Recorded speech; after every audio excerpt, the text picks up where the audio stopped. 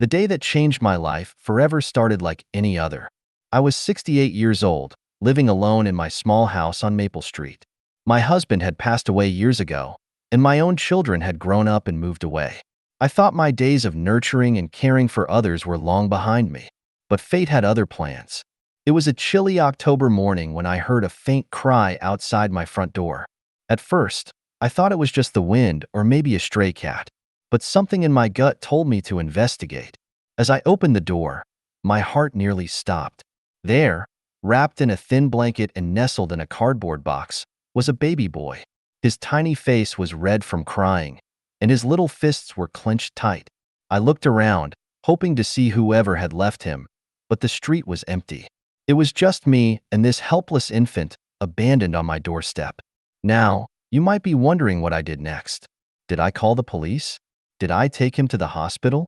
Well, let me tell you, sometimes life presents us with moments that defy logic, moments that speak directly to our hearts.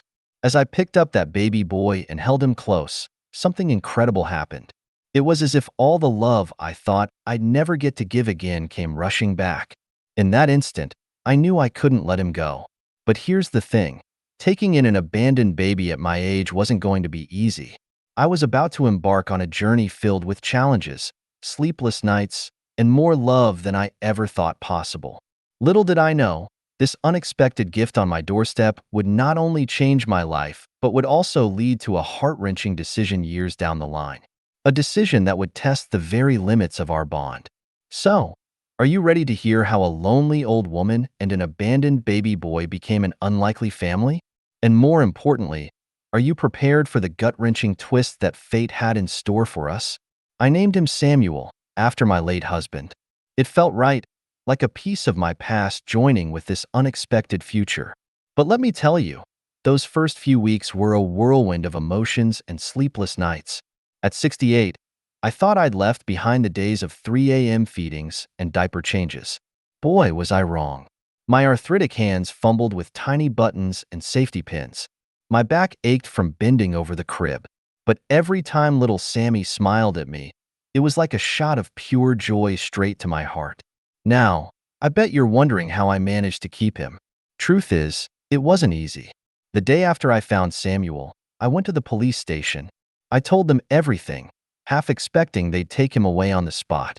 But sometimes, life surprises you in the best ways.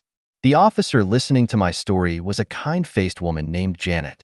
She looked at me holding Samuel, saw the determination in my eyes, and said something I'll never forget. "Ma'am, that boy couldn't have landed on a better doorstep." With Janet's help, I navigated the complex world of emergency foster care and eventually, adoption. It took months of paperwork, home visits, and legal hurdles. There were times I thought I'd lose him, times when the stress made me wonder if I was too old for this. But then I'd look at Samuel, peacefully sleeping in his crib, and I knew I'd fight the whole world to keep him if I had to. Finally, on a sunny spring morning, it became official. Samuel was mine, and I was his. We were a family. As word spread through our small town, people's reactions were mixed. Some thought I was crazy, taking on a baby at my age. Others called me a saint. But most folks just pitched in to help. My neighbor, Tom, fixed up an old high chair for us. The ladies at church organized a diaper drive. Even the grumpy old man at the corner store started slipping extra baby food into my grocery bags.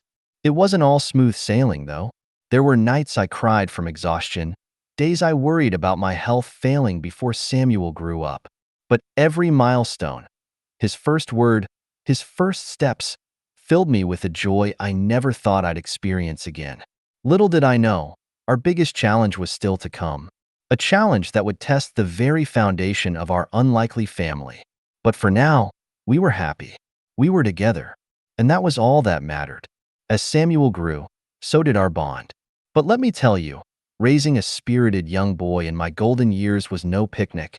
By the time he started school, I was in my mid-70s, and keeping up with him was like trying to catch lightning in a bottle. You know how they say it takes a village to raise a child? Well, our little town became that village. Mrs. Rodriguez next door would watch Samuel after school when my arthritis acted up. Coach Thompson took him under his wing at Little League, teaching him to throw a curveball that would make any grandma proud. And Janet, that kind police officer? She became Aunt Janet, always there with advice or a helping hand. But it wasn't all sunshine and rainbows. Kids can be cruel, and Samuel faced his share of bullying. "Why's your grandma so old?" they'd taunt. Or worse, "Where's your real mom?" Those words cut deep, not just for Samuel, but for me too. Was I enough for him? Could I give him everything he needed? One day, when Samuel was about 10, he came home from school with a black eye and a broken heart. As I held an ice pack to his face, he looked up at me with those big brown eyes and asked, "Mom, why did they leave me on your doorstep?" My heart shattered. It was a question I'd been dreading for years, one I didn't have a good answer for. So I told him the truth, that I didn't know why, but that finding him was the best thing that ever happened to me. "You weren't left on my doorstep," I said, cupping his face in my hands. "You were delivered to it. You're my miracle, Samuel. Never forget that." From that day on, our bond grew even stronger. Samuel became fiercely protective of me, always ready to help around the house or defend me from anyone who dared suggest I was too old to care for him. As he entered his teenage years, I marveled at the young man he was becoming, kind, intelligent, with a heart as big as the sky. But I also noticed something that sent a chill down my spine. Samuel had always been an active kid, but lately, he'd been getting winded easily. He'd complain of chest pains after playing basketball. At first, I chalked it up to growing pains, or maybe asthma. But deep down, a nagging fear was taking root. Something wasn't right with my boy, and I was terrified of what it might mean. Little did I know, our greatest challenge was just around the corner. A challenge that would test our love, our courage, and the very meaning of what it means to be a family. The day that changed everything started like any other. Samuel, now 16, was getting ready for school. I was in the kitchen, packing his lunch, when I heard a thud. I rushed to his room, my old bones protesting every step of the way. There he was, sprawled on the floor, gasping for air like a fish out of water. In that moment, time stood still. All I could think was, not my boy. Please, not my boy. The ambulance ride was a blur. I held Samuel's hand, praying to every deity I could think of. At the hospital, they whisked him away, leaving me alone in a cold waiting room, clutching his backpack like a lifeline. Hours passed. Doctors came and went, asking questions I struggled to answer. Did Samuel have a family history of heart problems? Any allergies? I realized, with a pang of guilt, how little I knew about his biological background. Finally, Dr. Patel, a kind-faced woman with tired eyes, sat down next to me. Her words hit me like a freight train. "Mrs. Johnson, Samuel has a congenital heart defect. It's a condition he was born with, but it's only now becoming severe enough to cause symptoms." My mind reeled. A heart defect? Born with it? How had I not known? Dr. Patel continued, her voice gentle but firm. "Samuel needs surgery. It's a complex procedure, but without it..." She didn't need to finish the sentence. I understood the stakes all too well, but here's where things got complicated. The surgery Samuel needed was experimental. Insurance wouldn't cover it. The cost? More money than I'd ever seen in my life. As I sat there, trying to process it all, a thought struck me like lightning. What if Samuel's biological parents were out there somewhere? What if they could help? It felt like a betrayal even thinking it. Samuel was my son, in every way that mattered. But if there was even a chance his birth parents could save his life, didn't I owe it to him to try? That night, as I watched Samuel sleep in his hospital bed, tubes and wires everywhere, I made a decision.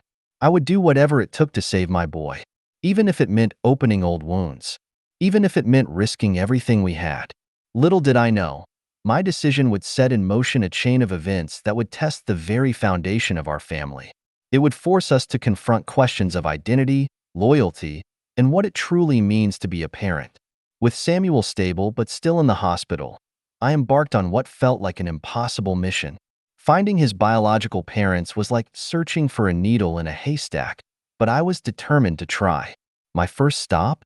The police station where I'd first reported finding Samuel all those years ago. Janet, now a sergeant, was shocked to see me. When I explained the situation, her face softened with sympathy. "I'll do what I can," she promised. "But after 16 years, the trails gone cold.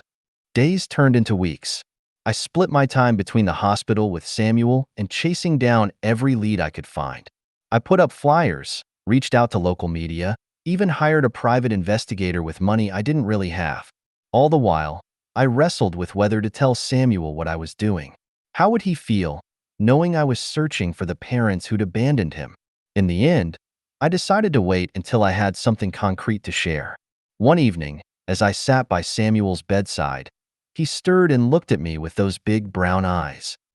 "Mom," he said, his voice weak but determined, "you don't have to do this alone. Let me help." I broke down then, confessing everything. To my surprise, Samuel wasn't angry. He was curious, even excited at the prospect of uncovering his origins. "But you're my real mom," he assured me, squeezing my hand. "Nothing will ever change that." His words gave me strength, but they also deepened my fear. What if finding his biological parents changed everything? Just when we were about to lose hope, a breakthrough came from an unexpected source. A nurse at the hospital, overhearing our story, mentioned a support group for parents who had given up children for adoption. Sometimes, she said, people who've made that choice seek support, even years later. It was a long shot, but it was all we had. The next meeting was in 2 days. As I prepared to go, my emotions were a tangled mess. Part of me hoped I'd find answers, while another part prayed I wouldn't. What would happen at that meeting? Would I find the key to saving Samuel's life, or would it lead to more heartbreak? And how would this search impact the bond between Samuel and me? The support group meeting was held in the basement of a local church. As I walked in, my heart pounding, I felt like an imposter. These people had made the difficult decision to give up their children. I, on the other hand, had been gifted with a child in the most unexpected way. I sat quietly, listening to stories of heartbreak and hope. Some spoke of reconnecting with their children years later, others of the pain that never quite faded. Each story made me more nervous about what I might discover. As the meeting was wrapping up, I finally found the courage to speak. With a shaky voice, I told our story, finding Samuel on my doorstep, raising him as my own, and now facing this medical crisis. The room fell silent. Then, from the back, a woman stood up. She was about my age, with graying hair and kind eyes filled with tears. "I think," she said, her voice barely above a whisper, "I might know something about your Samuel." Her name was Margaret, and her story left me stunned. 16 years ago, her daughter Lisa had gotten pregnant at 17. Scared and alone, Lisa had given birth in secret and left the baby, my Samuel, on a doorstep she thought belonged to a young couple. "She chose your house because she'd seen children's toys in the yard," Margaret explained. "She never knew an older woman lived there." My mind reeled. All these years, I'd imagined Samuel's mother as cold-hearted. But here was a story of a frightened girl who thought she was giving her baby a chance at a better life. Margaret continued, "Lisa, she passed away a few years after. Car accident. But before she died, she confided in me about the baby. I've been carrying this secret ever since." I didn't know whether to feel relief at finally having answers or sorrow for the young mother who never got to know her son. But there was no time for mixed emotions. Samuel needed help. "Margaret," I asked, my voice urgent, "do you know anything about Lisa's medical history? Or the father's?" She shook her head sadly. "Lisa never told me who the father was, but I have her medical records at home. Would they help?" It wasn't much, but it was a start. As Margaret and I exchanged contact information, I felt a glimmer of hope. Maybe, just maybe, we were one step closer to saving Samuel. But this revelation brought new complications. How would Samuel react to learning about his birth mother? And what about the still unknown father? Could he be out there somewhere, holding the key to Samuel's survival? As I left the meeting, my mind was spinning with possibilities and new fears. I knew one thing for certain: our journey was far from over. What secrets would Lisa's medical records reveal? How would this new information impact Samuel's treatment? And could we find the missing piece of the puzzle, Samuel's biological father, in time? The next few days were a whirlwind. Margaret brought over Lisa's medical records, and we pored over them together, looking for any clue that might help Samuel. To our relief, There was no history of heart problems in Lisa's family. But this good news was tempered by the realization that we still knew nothing about Samuel's biological father. I shared everything with Samuel's doctors. They were cautiously optimistic, but stressed that without a complete family history, they couldn't rule out genetic factors from the paternal side. Meanwhile, Samuel's condition was deteriorating. The medications were becoming less effective, and the doctors were pushing for a decision on the risky surgery. One evening, as I sat by Samuel's hospital bed, he turned to me with determination in his eyes. "Mom," he said, his voice weak but resolute, "I want to find him. My biological father. He might be our only chance." I hesitated. Part of me was terrified of what we might discover, of how it might change our relationship. But looking at my brave boy, hooked up to all those machines, I knew we had to try. With Margaret's help, we hired a private investigator specializing in finding biological parents. It was expensive, but the community rallied around us. The local diner held a fundraiser, the high school organized a car wash, and even grumpy old Mr. Peterson from down the street contributed. Days turned into weeks. Samuel's condition continued to worsen, and the doctors were becoming more insistent about the surgery. We were running out of time. Just when we were about to lose hope, the investigator called. He had a lead, a man named James who had dated Lisa around the time Samuel was conceived. My heart raced as I dialed the number the investigator provided. A gruff voice answered, and I launched into our story, words tumbling out in a desperate rush. There was a long pause on the other end. Then, James spoke, his voice thick with emotion. "I always wondered. Lisa disappeared so suddenly back then. I never knew why." As we talked, it became clear that James had no idea he might have a son. He agreed to come to the hospital immediately for a paternity test and to be screened as a potential donor for Samuel. That night, as I watched Samuel sleep, I was overwhelmed by conflicting emotions. Hope that we might have found the key to saving him. Fear of what this discovery might mean for our family. And a deep, aching sadness for the years James had missed with his son. The next morning, James arrived at the hospital. As he walked into Samuel's room, I saw my son's eyes widen in recognition. Despite never having met, there was an undeniable resemblance between them. What would the test reveal? Would James be a match for Samuel? And how would this new relationship impact the bond between Samuel and me? The next 48 hours were the longest of my life. James underwent a battery of tests, from the paternity confirmation to medical screenings. Samuel, despite his weakened state, was buzzing with a mixture of excitement and anxiety. I found myself studying James, looking for glimpses of Samuel in his features. The same square jaw, the slight crook in their noses, it was uncanny. But more than that, I saw the same kindness in James's eyes that I'd always loved in Samuel's. Finally, Dr. Patel called us all into her office. The tension was palpable as we waited for her to speak. "The paternity test confirms it," she began. "James is indeed Samuel's biological father." I felt a wave of emotions crash over me, relief, fear, and a twinge of something I couldn't quite name.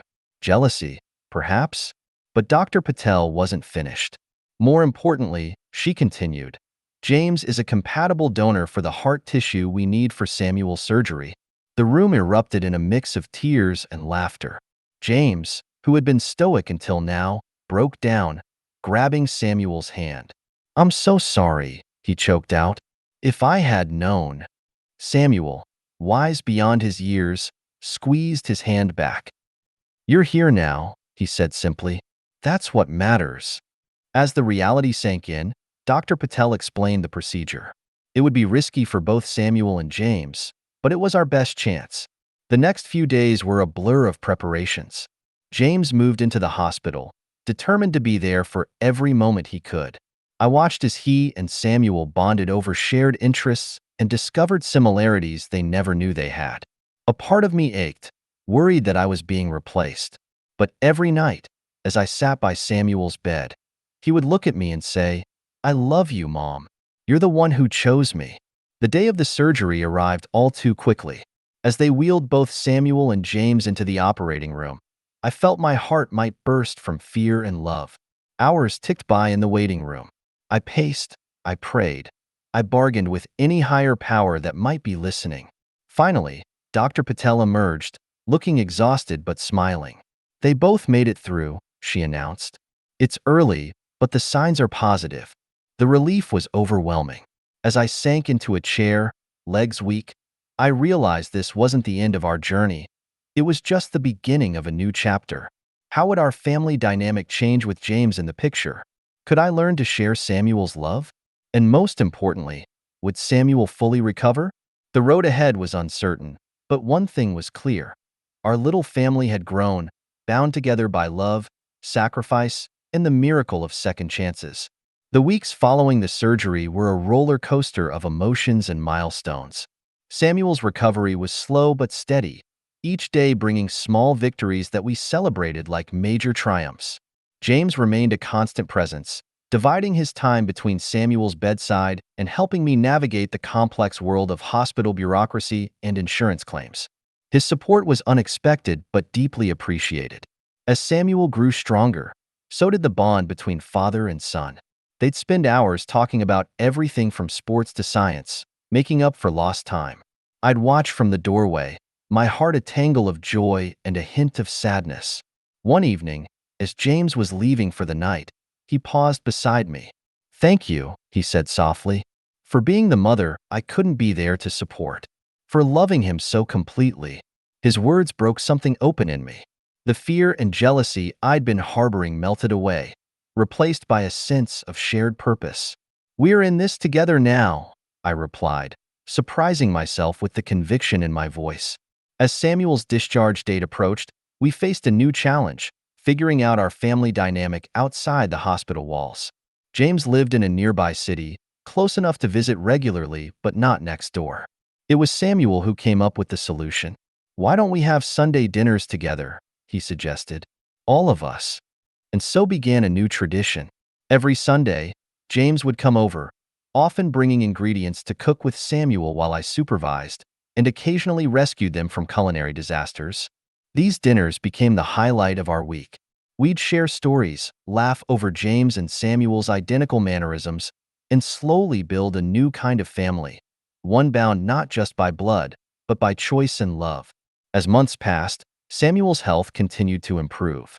He returned to school, joined the debate team, and even started volunteering at the animal shelter where James worked. Watching him flourish, I realized something profound.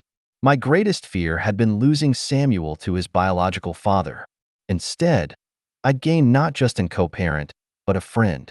One Sunday evening, as we sat around the dinner table, Samuel looked at James and me with a mischievous glint in his eye. "You know," he said, "most kids only have to deal with one set of embarrassing parents. I hit the jackpot with 3. As laughter filled the room, I caught James' eye. We shared a smile, acknowledging the incredible journey that had brought us all together. Our story wasn't over. There would be more challenges ahead, more adjustments to make. But in that moment, surrounded by love and laughter, I knew that whatever came our way, we'd face it together. As I looked at my son, healthy and happy between his 2 parents, I marveled at the twists of fate that had brought us here. From a baby on a doorstep to a family forged through adversity, our journey had been anything but ordinary. But then again, isn't that what family is all about? Not just the ones we're born into, but the ones we create, nurture, and choose to love unconditionally. And as I raised my glass in a toast to our unconventional family, I knew that this right here, was the happiest ending I could have ever imagined.